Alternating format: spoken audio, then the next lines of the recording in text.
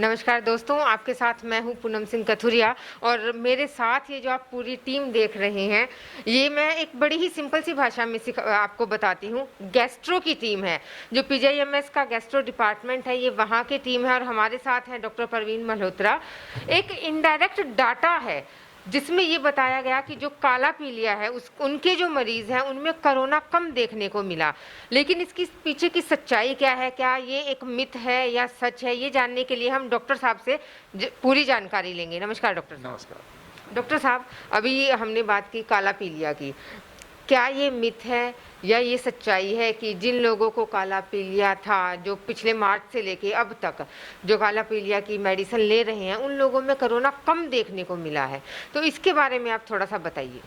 देखिए, ये जो कोरोना का सारा प्रकोप शुरू हुआ वो मार्च 2020 से ज्ञान में आया। पहले किसी को भी ज्ञान नहीं था, हमें भी नहीं मालूम था कि क्या काला पीलिया, ऐसा सोचा ही नहीं गया कि एक नई चीज़ आई थी।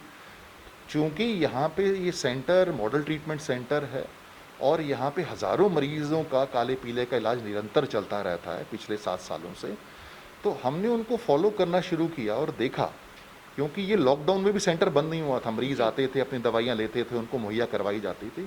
तो हमें 4-5 महीने में ज्ञान हुआ कि हम हर किसी मरीज़ को फॉलो कर रहे हैं, ऐसा क्या है कि इनके अंदर कोरोना नहीं आ रहा है। तो इससे हमें एक इनडायरेक्ट इल्म हुआ कि शायद ऐसा कुछ हो सकता है, क्योंकि इन काले पीले की दवाइयाँ, जिसको हेपेटाइटिस बी और सी की दवाइयाँ कहते हैं, इसमें ऑलरेडी फॉरेन में रिसर्च कुछ छोटे लेवल के हो चुके हैं और उस टाइम पे भी हो चुके थे, और उन्होंने ये दिखाया था कि ये दवाइयाँ इसके अंदर कारगर हो सकती हैं और इनके ऊपर बड़े टेस्ट करने की ज़रूरत है।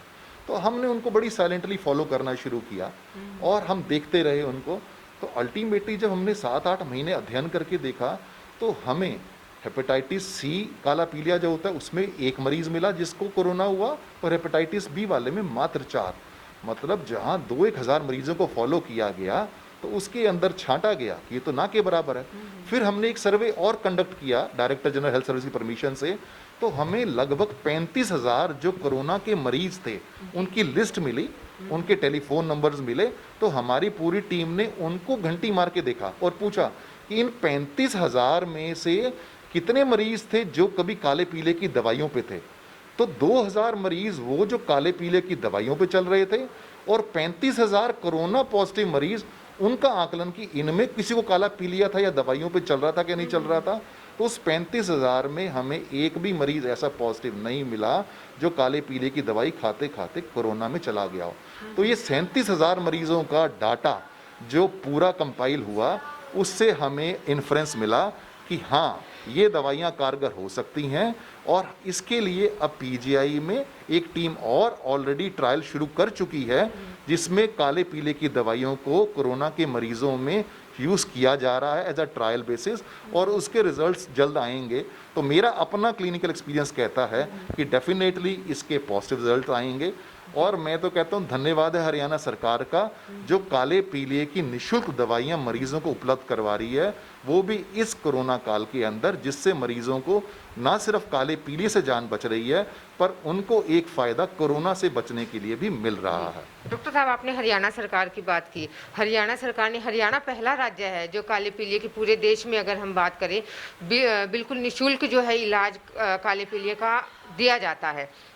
बिल्कुल। हरियाणा सरकार की तरफ से यहाँ पर कुछ मशीनें भी हमने सुना है ऐसी है कि अगर उनसे आप जब देखते हैं, चेक करते हैं, टेस्ट करते हैं, तो वो भी फ्री किए जाते हैं। इसमें कितनी सच्चाई है? देखिए, हरियाणा सरकार ने एक स्तंभ बनाया है काले पीले के ऊपर, और आज से नहीं, बहुत सालों से हरियाणा पहला राज्य है जिसने काले पीले की दवाइयाँ निःशुल्क यूज़ की।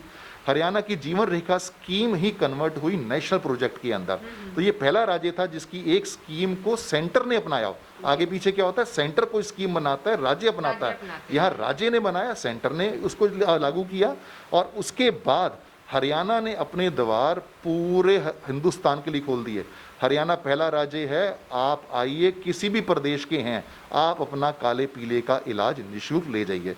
उसके लिए हरियाणा सरकार ने हमें यहाँ पे करोड़ों रुपए की मशीनें मरीजों के हित के अंदर निःशुल्क दे रखी हैं। ये फाइब्रोस्कैन की मशीन है, इसकी कीमत लगभग 1 करोड़ 8 लाख थी उस टाइम के ऊपर, अब के डेट में ये 1.5 करोड़ की आती है। ये पहले लीवर का टुकड़ा लेना पड़ता था जिसकी अपनी कॉम्प्लिकेशंस होती थी। अब बगैर टुकड़ा लिए आप 10 सेकंड के अंदर आप लीवर को जांच सकते हैं कि इसके अंदर कोई नुकसान हुआ कि नहीं हुआ, लीवर कितने % खराब है। और बाजार के अंदर इसका एक टेस्ट करने का लगभग 2 से 3 हज़ार खर्चा आता है एक टेस्ट का। यहाँ पे अब तक इस मशीन पे 20,000 टेस्ट हो चुके हैं, जिससे मरीजों को हरियाणा सरकार के द्वारा करोड़ों रुपए का बचत ऑलरेडी हो चुकी है। और ये लाइफ लॉन्ग की मशीन है और निःशुल्क हुए हैं। निःशुल्क है, बगैर किसी वेटिंग के और बिल्कुल निःशुल्क। ये रोज होते हैं, बगैर किसी वेटिंग के होते हैं। मरीज को कोई डेट नहीं दी जाती, मरीज आए और अपना काम करवाए। इसके अलावा हमारे पास पूरा अंदर एंडोस्कोपी का भी मशीन डॉक्टर साहब वो भी आपके साथ देखना चाहेंगे, चलते चलते और बातचीत भी करेंगे। डॉक्टर साहब ये भी सुना है कि पूरे कोरोना काल में, अगर हम मार्च 2020 की बात करें, 2020 मार्च से लेके अब तक आपका ये डिपार्टमेंट बंद नहीं हुआ है? नहीं, ये डिपार्टमेंट बंद नहीं हुआ, क्योंकि हमारे पास ये था कि इमरजेंसी एंडोस्कोपिक प्रोसीजर्स जो करने होंगे और ये काले पीले की दवाइयों का वितरण करना होगा, जो गंभीर मरीज होंगे उनको एडमिट करना होगा, तो यही हमारा वार्ड है जहाँ पे उनको एडमिट किया जाता है गंभीर मरीजों को, और उनको दवाइयाँ निःशुल्क दी जाती हैं। ये सारा एंडोस्कोपी की मशीन्स हैं, ये करोड़ों रुपए की मशीन्स है। हर प्रकार की मशीन है जो हरियाणा सरकार के द्वारा दी गई है। इसमें हाई डेफिनेशन स्कोप्स भी हैं। तो किसी मरीज को मान लो कैंसर है, खून की उल्टी है, वो कोरोना की वजह से तो नहीं रुक सकता ना, वो तो काम करना पड़ेगा।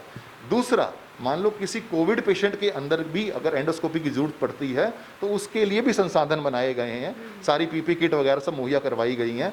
तो सरकार के आदेश अनुसार मरीजों के हित के अंदर कभी भी डिपार्टमेंट का काम रुका नहीं है। मार्च 2020 हो या आज हम मई में खड़े हैं, तो निरंतर इन मशीनों के ऊपर अब तक 36,000 एंडोस्कोपीज हो चुकी हैं पिछले 10 साल के अंदर। वो भी निःशुल्क हुई हैं, बगैर वेटिंग पीरियड के लिए हुई हैं। उससे भी करोड़ों रुपए की बचत सरकार ने मरीजों की करवाई है। जी डॉक्टर साहब, एक और आपसे सवाल हम जानना चाहेंगे, एक सवाल का जवाब जानना चाहेंगे। कोरोना की बात चल रही है, कोरोना में कुछ लोग ऐसे भी हैं जिनको सिर्फ मैं कहूँ डायरिया होता है, उनको लूज मोशन होते हैं, लेकिन उन्हें लगता है कि ये सिंपल सा डायरिया है, घर में दवाई ले ली ठीक हो जाएगा, और ये जो चीज़ है ये 10-15 दिन तक चलती रहती है। तो उन लोगों को आप क्या सलाह देना चाहेंगे? क्या ये डायरिया जो है ये भी कोरोना है? तो ऐसे में लोग क्या करें, कैसे पहचाने कि उनको कोविड हो चुका है? देखिए, 25% मरीज कोरोना के ऐसे होते हैं जो पेट संबंधित लक्षणों से प्रेजेंट कर सकते हैं, जिसमें उल्टी और दस्त, पेट दर्द एक मेन पार्ट है। हमने भी अपने कई सारे मरीजों में देखा है जो सिर्फ उल्टी दस्त से प्रेजेंट करे, पर जब कोविड करवाया गया तो पॉजिटिव हुए। एक और, आपका कोरोना का वायरस सिर्फ खांसी या ड्रॉपलेट से नहीं फैलता, वो आपके फीकल मैटर से, लैट्रिन के रास्ते भी फैल सकता है। तो बहुत ज़रूरी है हमें ऐसे मरीजों को चिन्हित करना जिनको उल्टी दस्त है और जिनको कोरोना है। इसलिए अगर आपको उल्टी दस्त है तो आप ज़रूर क्वालिफाइड डॉक्टर को दिखाएं और अपना कोविड टेस्ट करवाएं उस पार्ट पे, क्योंकि उसको सेव करने के साथ साथ उससे इन्फेक्शन आगे ना फैले, वो बहुत ज़रूरी है। तो 25% में कोई दो राय नहीं है कि ऐसे कोरोना के मरीज पेट संबंधित लक्षणों से प्रेजेंट कर सकते हैं। डॉक्टर साहब, हमें सब जानकारी देने के लिए आपका बहुत बहुत शुक्रिया। Thank you. थैंक्स।